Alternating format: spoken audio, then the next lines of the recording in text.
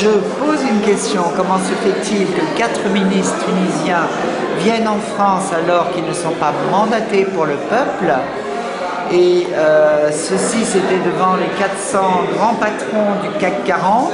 Ce ne sont pas des gens qui viennent là pour développer la Tunisie, mais bien à nouveau pour coloniser, spolier et garder les salaires de misère pour pouvoir faire un maximum de profit. Donc quand moi j'entends un jeune intervenant tunisien en costard-cravate, en plus qui dit qu'il est socialiste, chez nous en France ce sont les socialistes qui ont privatisé à tour de bras et qui ont construit les centres de rétention et qui ont demandé des quotas d'immigration. Donc on n'appartient pas au même monde. Par contre, le peuple tunisien, tant ceux qui sont en France que ceux qui sont en Tunisie, est-ce qu'ils sont au courant de ce qui se passe? Quel mandat leur donne-t-on? Et quand j'entends « oui, mais nous avons besoin de développement », pas ce développement-là. Hein? Ils ont fait des propositions... Ah, mais bien sûr, ça y allait à tour de bras. Telle entreprise du gros patronat CAC 40, nous serons prêts à intervenir. Eh ben, nous, on peut prendre cette partie-là. Eh ben, nous, on va vous aider à... Non, c'est un investissement avec ce que ça signifie, comme toujours, dans le libéralisme actuel. On n'invente rien, nous sommes dans une société néolibérale où maximum de profit, point barre. Le développement de la Tunisie, c'est totalement secondaire. Alors s'il y a un investissement avec partage des richesses, oui d'accord, hein, ça se saurait dans le monde africain à l'heure actuelle, quand on voit même le symbole de la colonisation par la Chine de l'Afrique. Là, tout d'un coup, c'est les 4 ministres qui proposent des partenariats. C'est quand même très grave. J'avais appelé in extremis à un rassemblement devant le MEDEF pour dire justement, vous les Tunisiens de France, vous dites non. Hein, votre pays n'est pas à vendre. Au moment où on met à plat, on renationalise, on partage des richesses, que les investisseurs qui veulent venir, bienvenue, mais attention, on ne sera pas dans la politique de la globalisation et du libéralisme, on ne vient pas là pour se faire le maximum d'argent en faisant une fuite des capitaux sans payer les taxes et charges qui doivent revenir au peuple tunisien.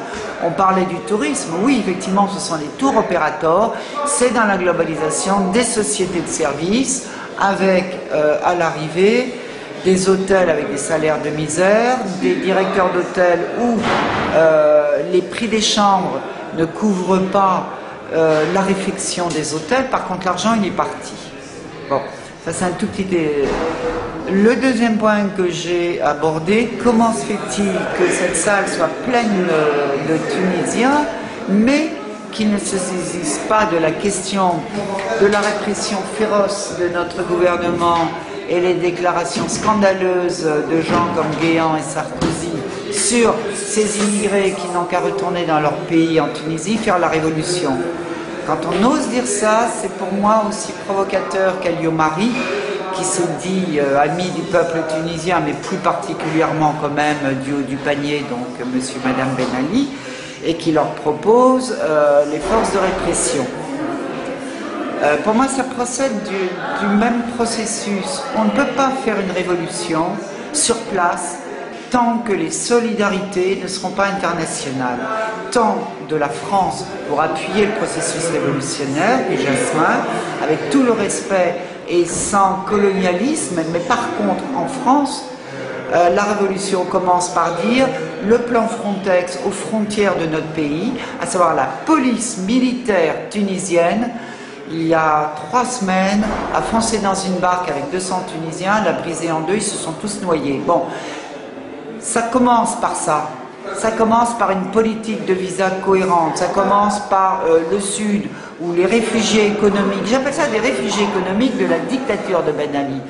Ben Ali a imposé pendant toutes ces années misère, corruption et répression.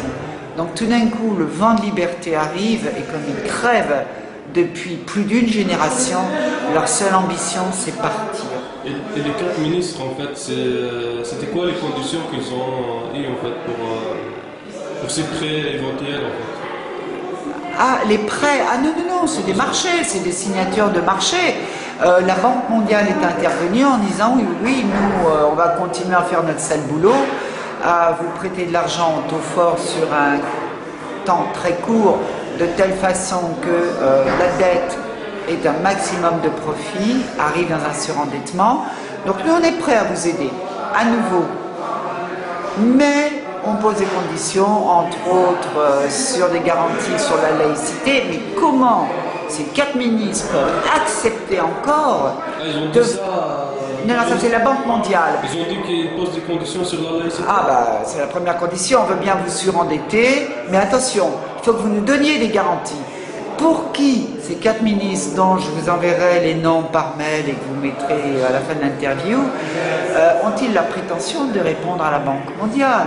Comment ces 4 personnes ont-ils la prétention de dire oui, formidable, on ouvre notre pays au plus grand ripoux des patrons du CAC 40.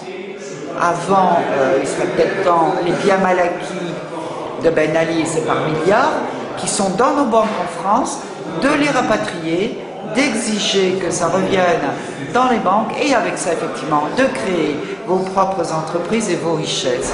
Parce que quand on dit investissement du patronat français, c'est oui, on va délocaliser nos usines Renault avec des salaires de misère, mais par contre vous, vous n'avez pas vos usines, vos moyens de production, vos développements, accès aux marchés mondiaux de telle sorte qu'on n'impose pas des barrières douanières à sens unique. Bon, c'est-à-dire faire partie du marché mondial.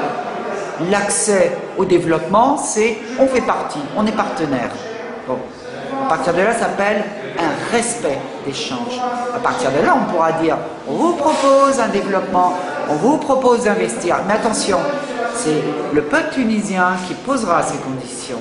Hein, et ça ne sera plus la France qui fera des plans d'ajustement structurel avec fin du système scolaire, de la protection sociale, de la santé, en échange de capitaux investis. Non, c'est terminé ce temps-là. Hein, la globalisation, le capitalisme a prouvé jusqu'où, même en Europe, nous arrivons à une faillite du système catastrophique. Quand on voit les révoltes à l'heure actuelle en Grèce, on peut se poser des questions sur 4 ministres qui viennent revoir ces mêmes personnes. C'est à vous votre révolution. Exigez de la France les biens mal acquis.